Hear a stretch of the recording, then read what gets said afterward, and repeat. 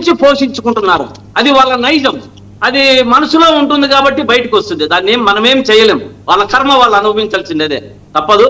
మనకు జగన్మోహన్ రెడ్డి గారు 2.0 యాప్ అనేది ఒకటి తీసుకొచ్చారు. దీనివల్ల ఏమంటే కార్యకర్తలకు ఒక భరోసా, కార్యకర్తలకు ఒక నమ్మకం, కార్యకర్తలకు ఒక అండ. ఎందుకంటే వీరు చేసే అరాచకాలకు, అకృత్యాలకు ఫేస్బుక్ లో నిజాలు పెడితే మేమేం మంచిది కాదు, వీరు చేస్తున్నది ఇది చెయ్యలేదు అని నిజం పెడితే దాన్ని తీసేయడం, నిజం మాట్లాడితే కేసులు పెట్టడం, నిజాలు మాట్లాడితే ఏదో ఒకటి హింసించడం, ఫోన్లు చేయడం, ఇటువంటి అంటే ప్రభుత్వం వీళ్ళ చేతిలో ఉంది కదా అని వీరు ఏమైనా చేసేదానికి సిద్ధమైనారు కూడా.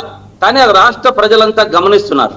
ఇది కార్యకర్త ఏడిస్తే గాని, కార్యకర్త బాధపడితే గాని ఈ 2.0 ద్వారా జగన్ గారికి తెలిసే ప్రయత్నం చేస్తున్నారు.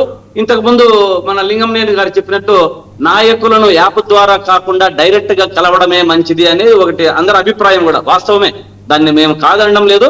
కానీ సార్ లింగంనేని గారు, మేము దీన్ని పెట్టినది వీళ్ళు చేసే అరాచకాలు, అకృత్యాల నుంచి మా కార్యకర్తలను ఎలా బయటికి పడాలి, నాయకులను కలిసేది మేము డైరెక్ట్ గా ఉంటుంది ఎప్పుడు కూడా. ఇంతకుముందు వసుదేవన్ గారు కూడా 2-3 సార్లు ఎందుకో వాళ్ళకి ఒక అభిప్రాయం ఏర్పడింది, ఏదో జగన్మోహన్ రెడ్డి అంటే ఇన్ని అంచెలు గోడలు అది ఇదుకుంటే ప్రతి ఒక్కరు కలుస్తూనే ఉన్నారు, పోతూనే ఉన్నారు, ప్రతి నిత్యము జరుగుతున్నది ఉన్నది. కాకపోతే అదేదో ఒక ముద్ర పడిపోయింది. దాన్ని కొంచెం అదే మీరు ఒకవేళ మీరు సలహా అన్నా సూచన అన్నా దాన్ని తీసుకుంటాం. ఇది ఈ సెల్ ఫోన్ లోని యాప్ మీకు ఓన్లీ అవుట్ గోయింగ్ కదా, ఇన్కమింగ్ లేదు కదా మీ దగ్గర. మీకు ఓన్లీ అవుట్ గోయింగ్, మీరు చెప్పింది అంటే కానీ జనం చెప్పేది వినే పరిస్థితి లేదుగా మీ దగ్గర. సరే సార్, అది నిదానంగా తెలుస్తుంది కదా. ఈ యాప్ అనేది కార్యకర్తకు ఒక ఫోన్ కాదు, ఇది ఒక ఆయుధం మాదిరి ఉపయోగపడుతుంది అనేది మేము అనుకుంటున్నాం, జగన్మోహన్ రెడ్డి మా కార్యకర్తలంతా అనుకుంటున్నారు. ఇది వేలు క్లిక్ కాదు, ఇది విప్లవం, గుర్తుపెట్టుకోవాలి. దీంతో మసి మాడిపోతారు ఈ కూటమి. అందువల్ల దాళ్లకు జీర్ణించుకోలేని పరిస్థితుల్లో మాట్లాడుతూ ఉంటారు. గ్రామంలో నీవు ఒంటరివాడు కాదు, నీ ఎనుక తాడేపల్లి ఉంది అనే నమ్మకాన్ని, ధైర్యాన్ని, భరోసాను ఇచ్చాడు జగన్మోహన్ రెడ్డి గారు. వాళ్ళ దగ్గర డబ్బు ఉంది, మా దగ్గర జనం ఉన్నారు. ఆ జనాన్ని భయపెట్టకుండా దీనికోసమే మేము ఈ యాప్ అనేది తీసుకొచ్చాం. ఇది పోలీసు కేసుల భయం లేదు, యాప్ ఉంది. ఈ యాప్ ద్వారా ఓపెన్ చేస్తే అన్ని బయటకు వస్తాయి, నాయకులు మీకు అండగా దగ్గరలో ఉంటారు. 2.0 ద్వారా జగన్ నీకు భరోసా ఇస్తున్నాడు అనేది ఒకటి గుర్తుపెట్టుకోవాలి. 2014లో బటన్ నొక్కారు, చంద్రబాబు వచ్చాడు సార్, వాసుదేవన్ గారు. 2019లో బటన్ నొక్కారు, జగన్మోహన్ రెడ్డి గారు వచ్చారు. 2026లో బటన్ నొక్కండి, జగన్ 2.0 వస్తుంది. అదే విధంగా 2029లో బటన్ నొక్కండి, జగన్మోహన్ రెడ్డి గారు వస్తారు. ఇది కేవలం యాప్ కాదు, ఇది కార్యకర్త ఆత్మగౌరవం, ఇది కార్యకర్త వైఎస్ఆర్ కాంగ్రెస్ పార్టీ భవిష్యత్తు. ఇది దీని పేరే జగన్ 2.0. ఇది ప్రజలను మోసం చేశారు వీళ్ళంతా. మేము ప్రజలకు నమ్మకం, ఆ నమ్మకమే టెక్నాలజీ రూపంలో ఈ 2.0 అన్నది గుర్తుపెట్టుకోవాలి. ఇంకా మనము దీని గురించి ఆ యాప్ ద్వారా ఇంకా ఎక్కువ మాట్లాడుకుంటే ఇంకా ఆ యాప్ వీళ్ళు కూడా హైజాక్ చేసే పరిస్థితి ఉంటుంది. ఇంకా మా వివరాలు మేము టెక్నాలజీలో they are far ahead. Telugu Desam కానీ జనసేన కానీ టెక్నాలజీ మీరు హింసిస్తారు కదా, నాశనం చేస్తారు కదా. టెక్నాలజీ ఎక్కువైపోయే నాశనం చేశారు. ఆ యూట్యూబర్లను, యూట్యూబ్ ఛానళ్లను పెంచి పోషించి తిట్టేదానికి పెట్టారు. మేమట్లా తిట్టడానికి కాదు, కార్యకర్తకు భరోసాగా, కార్యకర్తకు నమ్మకంగా. శ్రీకాంత్ గారు, అసలు దీనికి మూల కారణం పీకేని తీసుకొచ్చి సోషల్ మీడియాని దరిద్రం చేసింది ఎవరు? సోషల్ మీడియాని దరిద్రం చేసి ఇవాళ ఈ పరిస్థితిని మీతో సహా ప్రతి పార్టీ, ప్రతి కార్యకర్త, ప్రతి మహిళ ఎదుర్కొంటానికి కారణం ఎవరు? సార్ నేను చెప్పేది, వీరు చేసే అరాచకాలు, అకృత్యాలు అప్పటికే ఎక్కువైపోతే ఒకరిని తీసుకొని వచ్చి అట్లా ముందు పెట్టాము. ఇప్పుడు అది కూడా సరిపోవడం లేదని మనము దీన్ని 2.0 మా కార్యకర్తల కోసం పెట్టగలిగాం. ఒకటి మనకు వాసుదేవన్ గారు, మీరు ఇంతకు ముందు ఇంకొక రెండో ప్రశ్న చెప్పారు. రాష్ట్రం అప్పుల ఊబిలో జగన్మోహన్ రెడ్డికి చూపారు. ఎస్, వీళ్ళు రాష్ట్రాన్ని, అప్పులను, మనము రాష్ట్ర ప్రజలను ముంచారు అనేదానికి ఒక 2-3 పాయింట్లు నేను ఎక్కువ చెప్పను. ఆర్థిక శాఖ మంత్రి గతంలో వస్తూనే ఏం చెప్పాడు సార్? వీరిచ్చిన లెక్కల ప్రకారము దాదాపు 10 లక్షల కోట్లు అప్పు చేశాడు జగన్మోహన్ రెడ్డి అని దుష్ప్రచారం చేశారు. అంటే వీళ్ళ యొక్క దీనిల కోసం. కానీ టీడీపీ హయాంలో 2014-19లో వీళ్ళు చేసింది 3 లక్షల పైచులకు కోట్లు.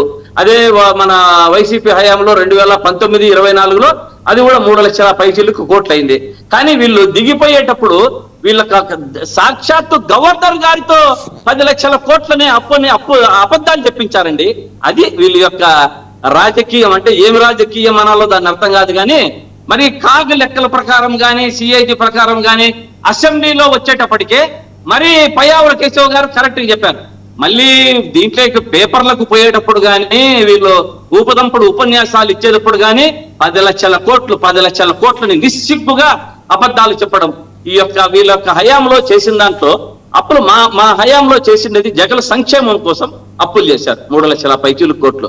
దీంట్లో డిపిటీల ద్వారానే దాదాపు 2,70,000 కోట్లు ప్రజల దీంట్లోనే పడింది. అమ్మఒడి గాని, రైతు భరోసా గాని, ఆసరా గాని, చేయూత గాని ఇవన్నీ కూడా కోవిడ్ టైంలో కూడా ఆగలేదు, గుర్తుపెట్టుకోవాలి.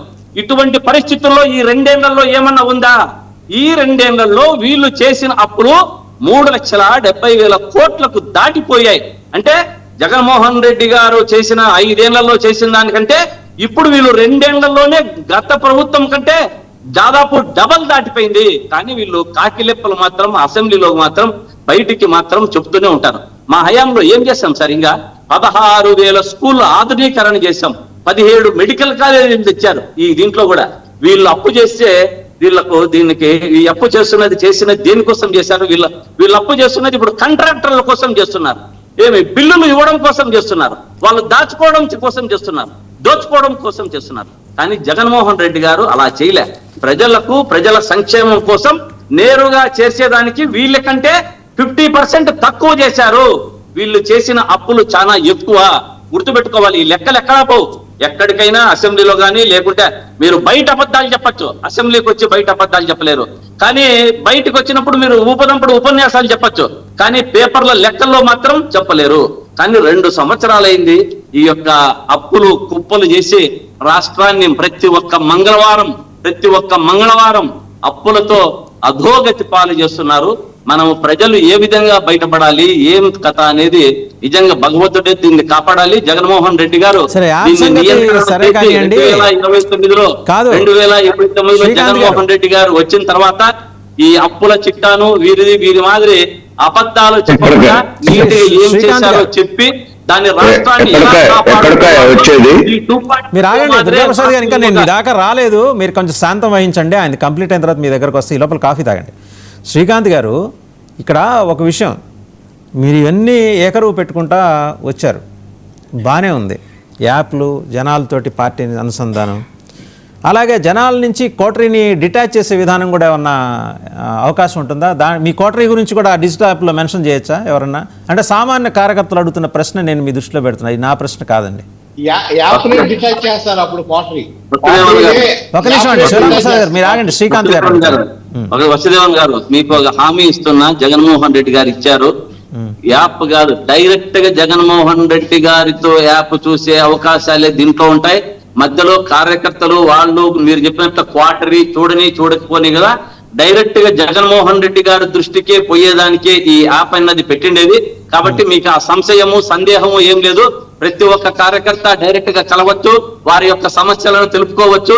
ఈ యొక్క టీడీపీ కూటమి చేస్తున్న అరాచకాలు, అకృతాలు మధ్య నుంచి ఒక కార్యకర్తను బయటికి తీసుకురావడమే, కార్యకర్తను ఒకటే కాదు ప్రజల్ని కూడా బయటికి తీసుకురావడమే ఈ యాప్ యొక్క ముఖ్య ఉద్దేశము అనేది. సరే, అయితే మనతో పాటు దుర్గాప్రసాద్ గారు జాయిన్ అయ్యారు, టీడీపీ అధికార ప్రతినిధి. నమస్తే దుర్గాప్రసాద్ గారు, మీరు లేట్గా జాయిన్ అయ్యారు. సో వాళ్ళ యాప్ గురించి ఇప్పుడు మొత్తం వాళ్ళు మాట్లాడుకుంటూ వచ్చారు. దాంట్లో వాళ్ళ కార్యకర్తలకు, సామాన్య ప్రజలకు ఎదురవుతున్న పోలీస్ హెరాస్మెంట్ మీరు అమలు చేస్తున్నట్టుగా వాళ్ళు భావిస్తున్న రెడ్ బుక్ రాజ్యాంగం మీద పోరాటం చేస్తారట. వేధింపులు ప్రత్యేకించి రకరకాల కేసులు, ఒకటి అయిపోతే రెండు కాకపోతే 3 ఇట్లా ఈ మధ్య జరుగుతున్నట్టుగా వాళ్ళు చెబుతున్నారు కదా.